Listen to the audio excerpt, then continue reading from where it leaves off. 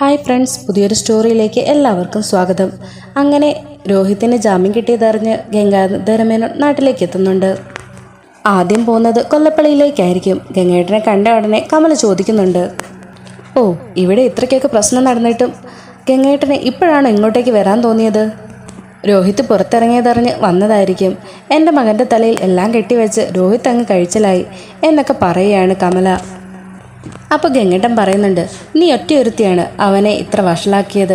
അവൻ ചെയ്യുന്ന ഓരോ കാര്യത്തിനും വളം വെച്ചു കൊടുത്ത് അവനെ വഷളാക്കി കളഞ്ഞത് നീ ഒറ്റയൊരുത്തിയാണ്. സ്വന്തം ചേച്ചിയുടെ പ്രായമുള്ള അലീനെ പോലും അവൻ റേപ്പ് ചെയ്യാൻ ശ്രമിച്ചു എന്നുണ്ടെങ്കിൽ ശരണ്യെന്നല്ല, അവൻ കമലയെപ്പോലും അവൻ എന്തും ചെയ്യാൻ ശ്രമിച്ചെന്ന് വരും. ദേ ഗംഗേട്ട, അനാവശ്യം പറയരുത്. ആ രോഹിത്തുമായിട്ട് എൻ്റെ മകൻ കൂട്ടുകൂടാൻ തുടങ്ങിയ അന്ന് മുതലാണ് അവനിങ്ങനെ നശിക്കാൻ തുടങ്ങിയത്. പിന്നെ വൈജയുടെ മകനായതുകൊണ്ട് ഞാൻ എല്ലാം അങ്ങ് കണ്ണടച്ച് വിടുമായിരുന്നു. അവസാനം എല്ലാം എൻ്റെ മകൻ്റെ തലയിൽ കെട്ടിവെച്ച് അവനങ്ങ് രക്ഷപ്പെടുകയും ചെയ്തു. ദേ കമലെ, മറ്റുള്ളവരെ പൊട്ടനാക്കുന്ന പോലെ നീ എന്നെ മണ്ടനാക്കാൻ നോക്കണ്ട കേട്ടോ. എല്ലാ കാര്യവും എനിക്കറിയാം. പത്രവാർത്തയൊക്കെ ഞാൻ വായിക്കുന്നുണ്ടായിരുന്നു. അതിനകത്ത് വെണ്ടയ്ക്ക അക്ഷരത്തിൽ എഴുതിയിരുന്നതാ ഹരി എന്ന് പറയുന്നവൻ തൻ്റെ കാമുകിയെ കൂട്ടുകാർക്ക് സംഭാവന ചെയ്തെന്ന്. ആ പെൺകുട്ടിയെ അവിടെ എത്തിച്ച് കൂട്ടുകാർക്ക് പങ്കുവെച്ചു കൊടുത്ത് നിങ്ങളുടെ മകനല്ലേ എന്നൊക്കെ ഗംഗേട്ടൻ ചോദിക്കുമ്പോൾ തന്നെ കമലയുടെ വായ അവിടെ അടയുന്നുണ്ട്.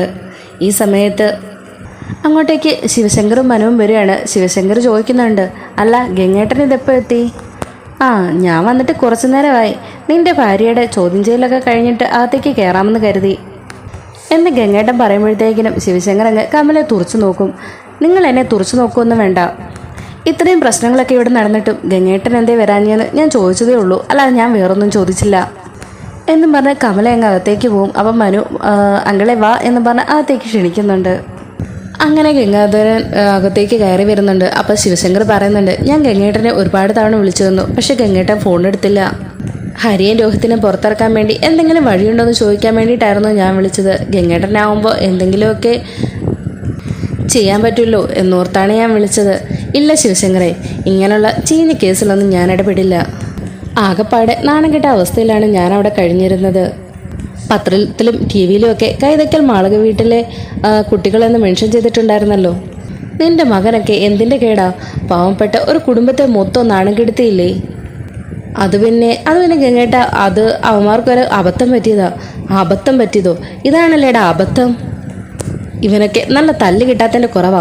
അന്ന് അലീനെ റേപ്പ് ചെയ്യാൻ വേണ്ടി ഇവന്മാർ ശ്രമിച്ചെന്ന് അറിഞ്ഞപ്പോൾ തന്നെ നിനക്കും കമലയ്ക്ക് ഞാൻ മുന്നറിയിപ്പ് തന്നതാ, അവനെ അടക്കി നിർത്താൻ വേണ്ടിയിട്ട്.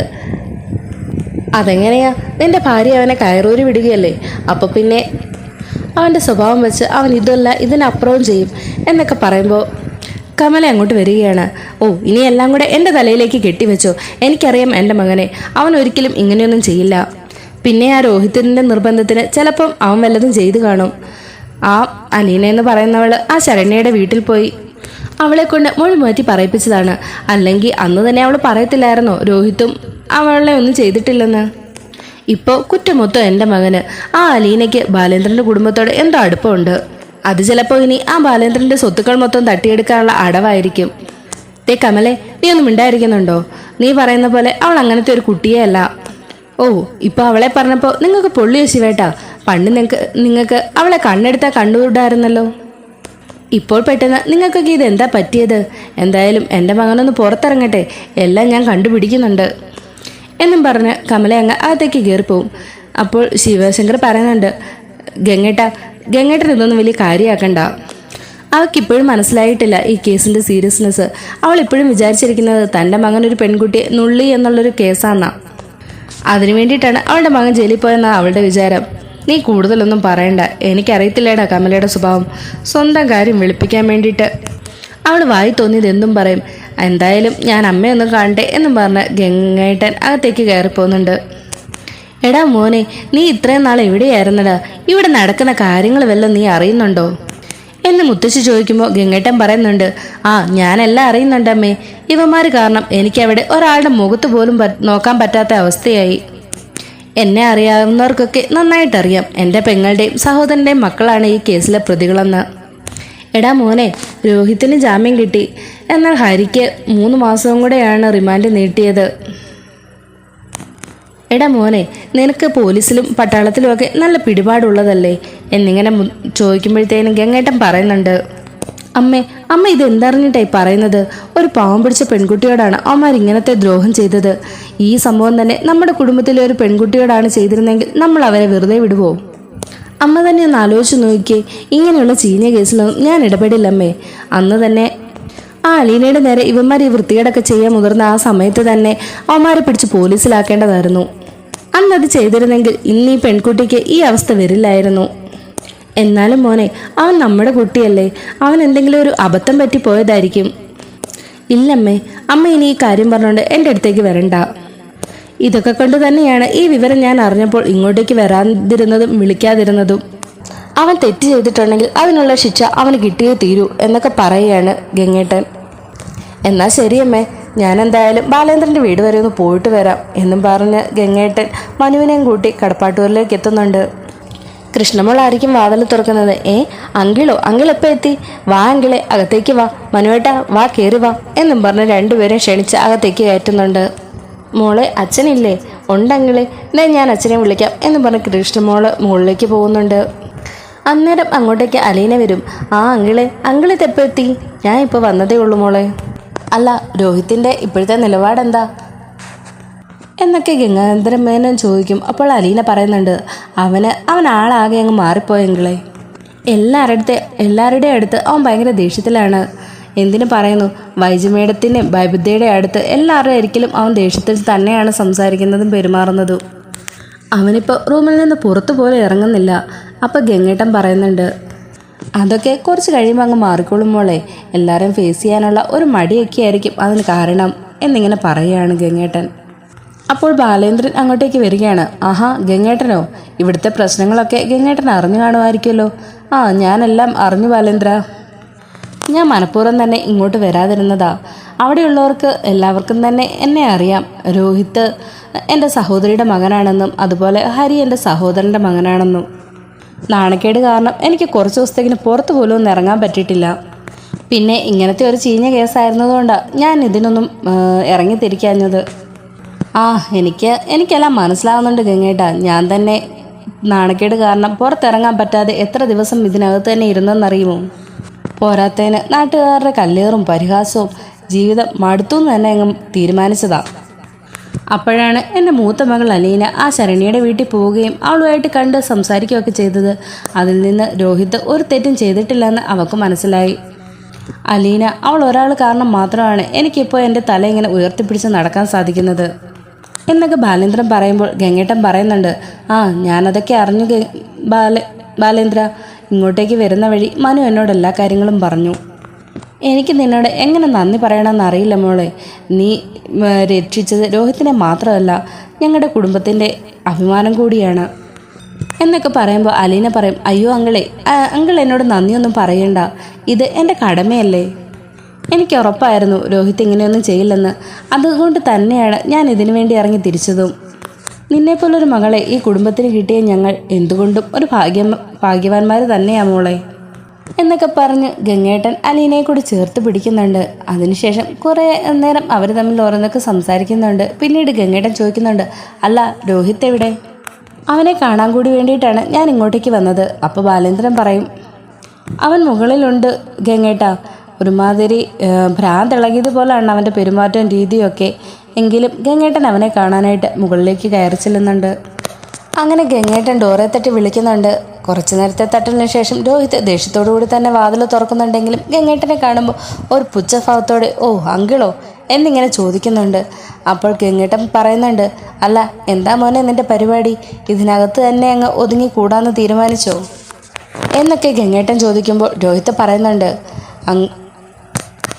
അതൊന്നും തീരുമാനിച്ചിട്ടില്ല. തൽക്കാലം ഇപ്പോൾ ഇതിനകത്തിരിക്കാനാണ് തീരുമാനം. എന്താ അങ്ങളെന്നെ ഉപദേശിക്കാൻ വേണ്ടി വന്നതാണോ? അതിനാണെങ്കിൽ എനിക്ക് തൽക്കാലം ഒന്നും കേൾക്കാൻ വലിയ താല്പര്യമൊന്നുമില്ല. അങ്കിളിന് വേറെ എന്തെങ്കിലും പറയാനുണ്ടോ എന്നിങ്ങനെ രോഹിത് ചോദിക്കുകയാണ്. അന്നേരം ഗംഗേട്ടൻ പറയുന്നുണ്ട്, ഞാൻ നിന്നെ ഉപദേശിക്കാനൊന്നും വന്നതല്ല. നിന്നെയൊന്നും ഉപദേശിച്ചിട്ട് ഒരു കാര്യമില്ലെന്ന് എനിക്ക് നന്നായിട്ടറിയാം. അല്ലെങ്കിൽ പിന്നെ അലീനയുടെ നേരെ നീക്ക് കൂടെ പീഡന ശ്രമം നടത്തിയപ്പോൾ തന്നെ ഞാൻ നിന്നെയൊക്കെ ഉപദേശിച്ചതല്ലേ. എന്നിട്ട് നീയൊക്കെ നന്നായോ? നീ നിരപരാധിയാണെങ്കിൽ കൂടി നിനക്കും ഇതിലൊരു പങ്കുണ്ട്. കാരണം നീ അവരുടെ പ്ലാനിങ്ങിലും ചർച്ചയിലും ഒക്കെ നീയും പങ്കാളിയല്ലായിരുന്നോ? കുറ്റക്കാരൻ കുറ്റക്കാരൻ കുറ്റക്കാരൻ. ഞാൻ കുറ്റവാളിയാണെങ്കിൽ പിന്നെ എന്തിനാണ് എല്ലാവരും കൂടെ ചേർന്ന് എന്നെ പുറത്തിറക്കിയത്? ഇങ്ങനെ എല്ലാവരും കൂടെ എന്നെ ഉപദേശിക്കാൻ വേണ്ടിയിട്ടാണോ? അങ്ങനെയാണ് ഞാൻ എല്ലാവരോടും കൂടെ പറയുക, എന്നെ ആരും ഉപദേശിക്കേണ്ട എന്നും പറഞ്ഞ് രോഹിത്ത് വാതിലങ്ങ് വലിച്ചടയ്ക്കും. അപ്പോഴത്തേനും ബാലേന്ദ്രൻ പറയുന്നുണ്ട്, ജാമ്യം കിട്ടിയതിന് ശേഷം രോഹിത്തിൻ്റെ പ്രവൃത്തിയും സംസാരമൊക്കെ ഇങ്ങനെയാ ഗംഗേട്ടാ. അതുകൊണ്ട് ഗംഗേട്ടനൊന്നും വലിയ കാര്യമാക്കണ്ടോ. ഏയ് അതൊന്നും സാരമില്ല ബാലേന്ദ്ര, ഇതിനെല്ലാം എൻ്റെ സഹോദരിയെ പറഞ്ഞാൽ മതിയല്ലോ. കമലയെടുത്തി ഹരിയെ വളർത്തി വഷളാക്കിയതുപോലെ തന്നെ വൈജ രോഹിത്തിനെയും വഷളാക്കിയിട്ടുണ്ട്. അല്ല അതൊക്കെ പോട്ടെ, എന്തായി ബാലേന്ദ്ര നീയും വൈജയും തമ്മിലുള്ള പ്രശ്നം? അതൊക്കെ കഴിഞ്ഞില്ലേ എന്നിങ്ങനെ ഗംഗേട്ടൻ ചോദിക്കുമ്പോൾ കൃഷ്ണമോൾ മറുപടി പറയുന്നുണ്ട്, അതൊന്നും തീർന്നില്ല അങ്ങളെ. അമ്മ അച്ഛനെതിരെ ഡിവോഴ്സ് നോട്ടീസ് അയച്ചു. ഇനി അച്ഛൻ്റെ കൂടെ ജീവിക്കുന്നില്ലെന്നാണ് അമ്മ പറയുന്നത്. അതുമാത്രമല്ല 2 ദിവസത്തിനകം അമ്മ ഡിസ്ചാർജ് ആകും. അമ്മയൊരു വാടക വീട് എടുത്തിട്ടുണ്ട്. അലീന ചേച്ചി ഇവിടെ ഉള്ളിടത്തോളം കാലം ഇങ്ങോട്ട് വരില്ല. അതുകൊണ്ട് ആ വാടക വീട്ടിലേക്ക് പോകുമെന്നാണ് അമ്മ പറയുന്നത്. എന്തൊക്കെയോ ബാലേന്ദ്ര കേൾക്കുന്നേ? നീ എന്നിട്ട് അവളോട് ഇതുവരെ ഒന്നും പറഞ്ഞില്ലേ? ഞാൻ എന്ത് പറയാനാ ഗംഗേട്ടാ? ഇന്നല്ലെങ്കിൽ നാളെ ഞങ്ങൾ തമ്മിൽ പിരിയേണ്ടവർ തന്നെയാണ്. അത് കുറച്ച് നേരത്തെ ആവണമെന്ന് അവളങ്ങ് തീരുമാനിച്ചു. അത്ര തന്നെ. കൃഷ്ണമോളെ, നിനക്കെങ്കിലും അച്ഛനെ അമ്മയൊന്ന് പറഞ്ഞ് മനസ്സിലാക്കിക്കൂടെ? ഞാൻ ഒരുപാട് പറഞ്ഞതാങ്കളെ. എത്രയൊക്കെ പറഞ്ഞിട്ടും അമ്മയുടെ നിലപാട് മാറ്റില്ലെന്ന ഉറച്ച തീരുമാനത്തിലാണ്. ബബിതേച്ചിയും അമ്മയുടെ കൂടെ പോവെന്നാ പറഞ്ഞത്. അന്നേരം ഗംഗേട്ടൻ പറയുന്നുണ്ട്, അവൾ എന്താ ഇങ്ങനെ ആയിപ്പോയത് മോളെ? പ്രശ്നങ്ങൾ തീർക്കുന്നതിന് പകരം അവളും വൈജയുടെ കൂടെ പോവാണോ? എന്തായാലും ഞാനൊന്ന് വൈജയെ കാണട്ടെ എന്നും പറഞ്ഞ് ഗംഗാധരമേനോൻ നേരെ പോകുന്നത് ഹോസ്പിറ്റലിലേക്കായിരിക്കും. ഗംഗേട്ടനെ കണ്ട ഉടനെ വൈജ ചോദിക്കുന്നുണ്ട്, ആഹാ ഗംഗേട്ടനോ? ഗംഗേട്ടൻ എപ്പോൾ എത്തി? അത് ഞാൻ രാവിലെ എത്തി. അല്ല വൈജെ, നീ ഇതെന്തിനുള്ള പുറപ്പാടാ? ഓ, അപ്പോൾ ഗംഗേട്ടൻ കടപ്പാട്ടൂർ പോയിട്ടുള്ള വരവാ. ഞാൻ എന്തിനുള്ള പുറപ്പാടാണെന്നൊക്കെ ഗംഗേട്ടൻ അറിഞ്ഞു കാണുമല്ലോ. നിങ്ങൾക്കാർക്കും എൻ്റെ പ്രശ്നം പരിഹരിക്കാൻ പറ്റുന്നില്ല. അതുകൊണ്ട് ഞാൻ തന്നെ എൻ്റെ ജീവിതത്തിലൊരു തീരുമാനം എടുത്തു. അതിനി ആര് വിചാരിച്ചാലും മാറ്റാനും പോകുന്നില്ല എന്നൊക്കെ വൈജ തറപ്പിച്ച് പറയാണ്. അന്നേരം ഗംഗേട്ടൻ പറയും, ബാലേന്ദ്രനെ ഒഴിവാക്കാൻ വേണ്ടിയിട്ട് ആ വീട്ടിൽ നിന്ന് നീ ഇപ്പോൾ മാറി താമസിക്കാനും വേണ്ടിയുള്ള എന്ത് പ്രശ്നമായിട്ട് നിനക്കിപ്പോൾ ഉണ്ടായിട്ടുള്ളത്? നീ പഴയതൊന്നും മറക്കരുത് വൈജെ. നിന്റെ അത്രയും തരം താഴ്ന്നവനല്ല ബാലേന്ദ്രൻ. നീ ഒരുത്തൻ്റെ കൂടെ അഴിഞ്ഞാടി ഒരു കുഞ്ഞിനെ പ്രസവിച്ചവളല്ലേ നീ? എന്നിട്ടാണോ നീ ബാലേന്ദ്രനെ അളക്കാൻ നിൽക്കുന്നത്? അവനെ അളക്കാൻ മാത്രം എന്ത് യോഗ്യതയാടി നിനക്കുള്ളത് എന്നൊക്കെ ദേഷ്യത്തിൽ ഗംഗേട്ടൻ ചോദിക്കുന്നുണ്ട് വൈജയോട്. അപ്പോൾ വൈജ പറയുന്നുണ്ട്, എൻ്റെ പ്രശ്നം അലീനയാണ്. അലീന ആ വീട്ടിൽ നിന്ന് പോവുകയാണെങ്കിൽ എൻ്റെ തീരുമാനങ്ങളൊക്കെ മാറ്റാൻ ഞാൻ തയ്യാറാണ് ഗംഗേട്ട. ആ നാശം പിടിച്ചവളുള്ള വീട്ടിൽ ഞാൻ ഇനി നിൽക്കത്തില്ല. അവൾ എന്ന് എൻ്റെ വീട്ടിലേക്ക് കാലെടുത്തു വെച്ചോ അന്ന് തുടങ്ങിയതാണ് എൻ്റെ വീട്ടിലെ പ്രശ്നങ്ങൾ. ഗംഗേട്ടനറിയോ, ആ ബാലേന്ദ്രന് എന്നെക്കാട്ടിലും എൻ്റെ മക്കളെക്കാട്ടിലും ഒക്കെ വലുത് ആ അലീനയാണ്. ഇനി ആർക്കറിയാം എൻ്റെ സ്ഥാനത്താണോ അയാൾ ആ അലീനയെ കാണുന്നതെന്ന് എന്ന് വളരെ മോശമായ രീതിയിലാണ് വൈജ സംസാരിക്കുന്നത്. ഇത് കേൾക്കുമ്പോൾ തന്നെ ഗംഗേട്ടന് വല്ലാതങ്ങ് ദേഷ്യം വരുന്നുണ്ട്. ഹോസ്പിറ്റലിലാണെന്ന് പോലും ഒന്ന് നോക്കാതെ വൈജയുടെ ചെവിക്കല്ല് തീർത്തൊന്ന് കൊടുത്തിട്ട് ഗംഗേട്ടൻ പറയുന്നുണ്ട്, എടി നാണം കെട്ടവളെ, നിനക്ക് എങ്ങനെ പറയാൻ തോന്നടി ബാലേന്ദ്രനെയും അലീനയും വെച്ച് ഇങ്ങനെയുള്ള കഥകളൊക്കെ? നിന്റെ മകളുടെ പ്രായമല്ലേ ഉള്ളടി അലീനയ്ക്കുള്ളത്. 23 വർഷം മുമ്പ് നിനക്ക് നഷ്ടപ്പെട്ട നിന്റെ മകളുടെ അതേ പ്രായം. അത് നീ മറക്കണ്ട. അലീനയ്ക്ക് ബാലേന്ദ്രൻ അച്ഛനെ പോലെയും ബാലേന്ദ്രന് അലീന മകളെപ്പോലെയുമാണ്. നീ ആദ്യം നിന്റെ നശിച്ച ഈ ചിന്താഗതിയൊക്കെ ഒന്ന് മാറ്റടി. ഒരിക്കലെങ്കിലും ബാലേന്ദ്രൻ സത്യം തിരിച്ചറിയുമ്പോൾ അന്ന് നീ അവനോട് എന്തു പറയും? അന്ന് നിന്റെ കൂടെ നിൽക്കുന്ന ഈ മക്കൾ പോലും നിന്നെ തള്ളിപ്പറയും. ഗംഗേട്ടാ, നിങ്ങളിപ്പോൾ എന്നെ തല്ലി. ആ പിഴിച്ചവളെ പറഞ്ഞതിനാണോ നിങ്ങളിപ്പോൾ എന്നെ തല്ലിയത്? ഇത്രയൊക്കെ അവളെ പറയുമ്പോൾ പൊള്ളാൻ വേണ്ടിയിട്ട് നിങ്ങളുടെ ആരാവള്? അതെനിക്കറിയണം. ബാലേന്ദ്രനും നിങ്ങളും ശിവേട്ടനും രാജീവേട്ടനും എല്ലാവരും അവളെ എടുത്ത് തലയിൽ വെക്കുന്നുണ്ടല്ലോ. അവൾ വെറും വേലക്കാരിയാണെങ്കിൽ നിങ്ങളാരും ഇങ്ങനെയൊന്നും ചെയ്യില്ല. അവളുമായിട്ട് നിങ്ങൾക്കാർക്കും മറ്റെന്തോ ബന്ധമുണ്ട്. പറ ഗംഗേട്ടാ, ശരിക്കും അലീന ആരാ? അപ്പോൾ ഗംഗേട്ടൻ ഒന്നും മിണ്ടാതെ നിശബ്ദനാവുകയാണ്. അപ്പോൾ വൈജ വീണ്ടും ചോദിക്കുന്നുണ്ട്, പറ ഗംഗേട്ടാ, അലീന ആരാ? ബാലേന്ദ്രൻ്റെ അവിഹിത സന്തതിയാന്ന് പറഞ്ഞ് ആരും എന്നെ പറ്റിക്കാനൊന്നും നോക്കണ്ട. കുഞ്ഞുനാൾ മുതലേ എനിക്ക് ബാലേന്ദ്രൻ നന്നായി അറിയാം. ബാലേന്ദ്രൻ്റെ മനസ്സിൽ ഞാനല്ലാതെ വേറൊരു പെണ്ണില്ലെന്നുള്ളത് എനിക്ക് ഉറപ്പാണ്. അതുകൊണ്ട് ഗംഗേട്ടൻ പറ, എന്താ സത്യം? പറ ഗംഗേട്ടാ എന്നും പറഞ്ഞ് നിറ കണ്ണുകളോടെയാണ് വൈജ ചോദിക്കുന്നത്.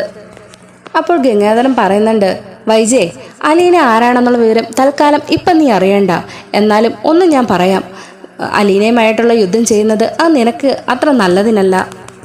ഇപ്പം നീ അവളോട് ചെയ്തു കൂട്ടിയതിനൊക്കെ പിന്നീട് നീ ഓർത്ത് കരയേണ്ടി വരും.